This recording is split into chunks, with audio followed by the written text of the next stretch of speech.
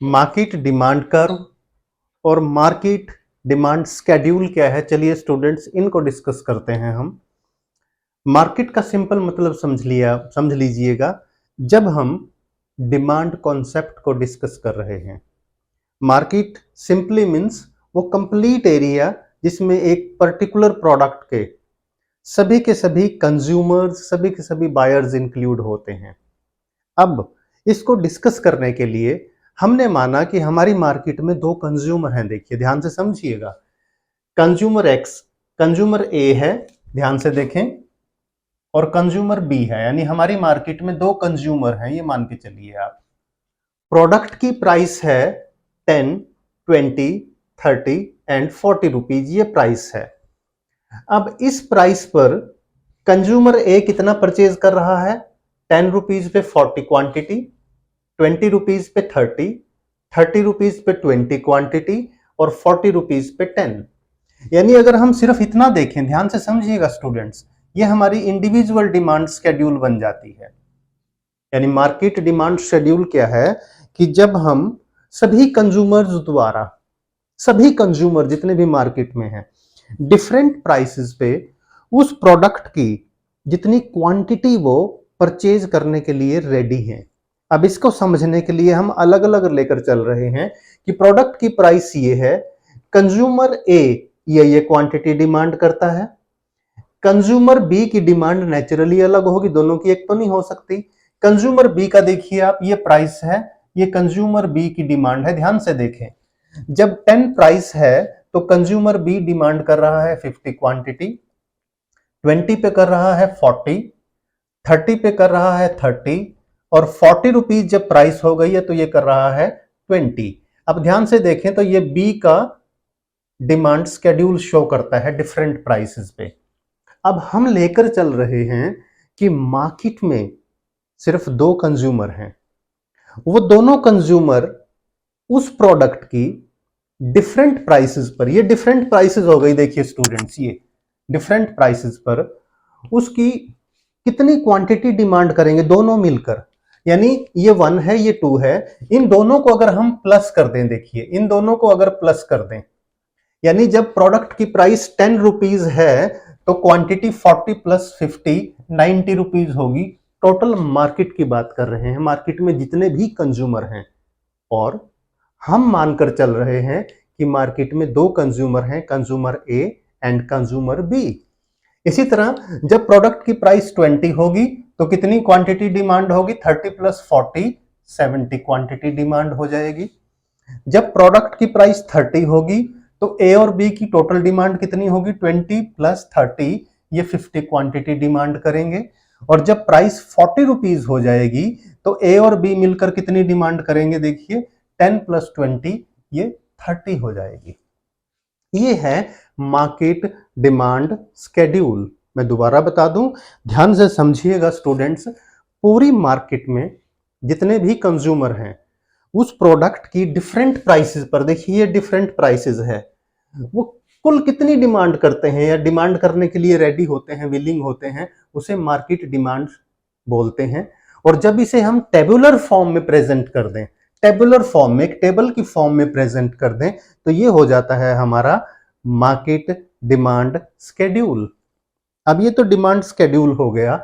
अब market demand curve क्या है, इसके लिए हमें देखना होगा कि ए और बी ने टोटल जो डिमांड की है, जब उसे हम ग्राफिकली प्रेजेंट कर दें तो वो हमारा मार्केट डिमांड कर्व हो जाता है। स्टूडेंट्स देखिए, ये देखिए, सबसे पहले हमने एज डिमांड कर्व बनाया, फिर हमने बीज डिमांड कर्व बनाया। ध्यान से देखें स्टूडेंट्स, एज डिमांड कर्व कैसे बनाया कि ये डिफरेंट प्राइसेस हैं। देखिए ओ वाई एक्सिस पर हमने प्राइस को लिया है, बहुत आराम से सुनिएगा। ओ एक्स एक्सिस पर हमने क्वांटिटी डिमांडेड ली है उस प्रोडक्ट की। अब देखें 10, 20, 30, 40 रुपीज पे कंज्यूमर ए की ये क्वांटिटी डिमांडेड है।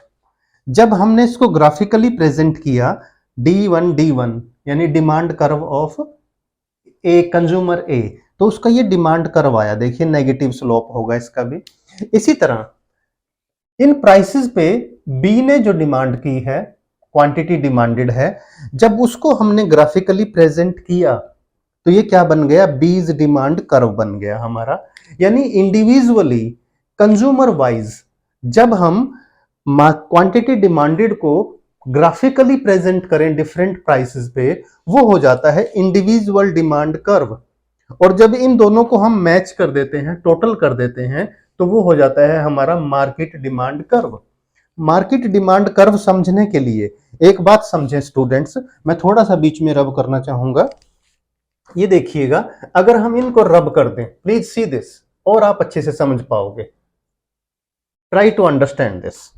हमने क्या किया, 10 रुपीज प्राइस है तो क्वांटिटी डिमांडेड 90 है। अब देखिए, यानी बीच की वैल्यूज कंफ्यूज कर रही थी, हमने उनको हटा दिया, रिमूव कर दिया। ये देखिए, ये हमारी मार्केट डिमांड है, दिस इज मार्केट डिमांड। जब इसे हम ग्राफिकली प्रेजेंट कर देंगे, ध्यान से समझें स्टूडेंट्स, जब प्रोडक्ट एक्स की प्राइस 10 रुपीज है तो क्वांटिटी डिमांडेड है 90। हमने यहां एक डॉट प्लॉट कर दिया इसको शो करने के लिए। जब प्रोडक्ट की प्राइस हो गई 20 रुपीज तो मार्केट में सभी कंज्यूमर द्वारा की गई टोटल डिमांड कितनी हो गई, 70। 20 रुपीज पे कितनी हो गई, ये हमारा प्राइस है, मैं आपको बता दूं, it is price of product x. 20 rupees पे हो गई 70, यहां हमने एक डॉट प्लॉट कर दिया, देखिए वैल्यू प्लॉट कर दी। जब प्रोडक्ट की प्राइस हुई 30 रुपीज तो क्वांटिटी डिमांडेड है 50, यहां हम प्राइस है और इधर क्वांटिटी है 50, जहां ये मैच कर जाए पॉइंट वहां हम वैल्यू प्लॉट कर देंगे, डॉट दे देंगे। इसी तरह जब प्रोडक्ट की प्राइस हो गई 40 रुपीज तो क्वांटिटी डिमांडेड हो गई 30। देखिए, ये हमारा मार्केट डिमांड कर्व हम प्रेजेंट करने की कोशिश कर रहे हैं। और जब इन सभी पॉइंट्स को हम एक मिलाकर एक लाइन ड्रॉ कर देंगे स्टूडेंट्स, देखिए हमने सभी पॉइंट्स को मिलाकर एक लाइन ड्रॉ करने जा रहे हैं। ये लाइन हमने ड्रॉ कर दी। जब ये लाइन ड्रॉ कर देते हैं तो ये हो गया हमारा मार्केट डिमांड कर्व। मैं इसको एमडी लिख रहा हूं ताकि आप समझ पाए, market demand curve. Please see this, market demand curve. यानी हमने 3 हिस्सों में किया है। पहले ए का डिमांड कर्व ले लिया, यानी ये इंडिविजुअल डिमांड कर्व है। फिर हमने बी का डिमांड कर्व लिया, ये भी इंडिविजुअल कंज्यूमर बी का डिमांड कर्व है। और जब दोनों की वैल्यू को हमने टोटल किया और उन वैल्यूज को कर्व की फॉर्म दी, ग्राफिकल प्रेजेंटेशन कर रहे हैं, तो वो हो गया हमारा मार्केट डिमांड कर्व। यानी डिफरेंट प्राइसेस पे प्राइस हमारी वेरी कर रही है 10 रुपए से 40 रुपए। जब प्राइस 10 से 20 होती है, 20 से 30 होती है, 30 से 40 होती है, तो कंज्यूमर कैसे रिएक्ट करते हैं मार्केट में। देखिए, 10 रुपीज प्राइस है तो वो 90 क्वांटिटी डिमांड कर रहे हैं प्रोडक्ट की। प्रोडक्ट की प्राइस बढ़कर 20 हो गई है तो कितनी क्वांटिटी डिमांड कर रहे हैं वो, 70।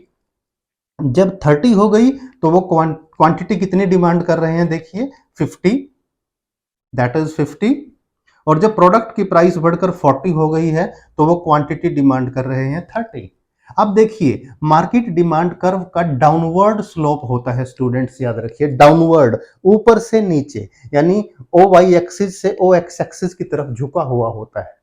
ये इस बात को शो करता है कि normally if other things remaining the same, बाकी चीजें, कंज्यूमर का टेस्ट है, उसकी इनकम है, एंड सब्स्टिट्यूट गुड्स की प्राइसेस वगैरह है, प्रेफरेंसेस हैं, अगर वो कांस्टेंट रहें, उनमें कोई चेंज ना हो, तो प्राइस और क्वांटिटी डिमांडेड में उल्टा संबंध होता है, इनवर्स रिलेशनशिप होता है।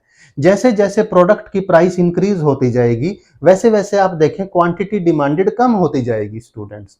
ये हमारा है मार्केट डिमांड कर्व, जो पूरे मार्केट में कंज्यूमर्स द्वारा डिफरेंट प्राइसेस पे क्वांटिटी डिमांडेड को शो करता है।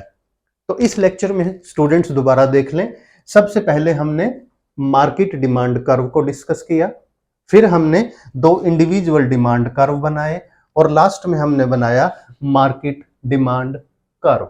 उम्मीद है इस लेक्चर से आपको डिमांड, इंडिविजुअल डिमांड कर्व और मार्केट डिमांड कर्व का जो कॉन्सेप्ट है ये पूरी तरह से क्लियर हुआ होगा। Stay connected with commerce with difference classes.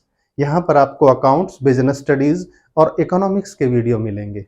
Video अच्छा लगे तो लाइक करें, फ्रेंड्स के साथ शेयर करना ना भूलें और चैनल अभी तक सब्सक्राइब नहीं किया तो चैनल को सब्सक्राइब जरूर कीजिए।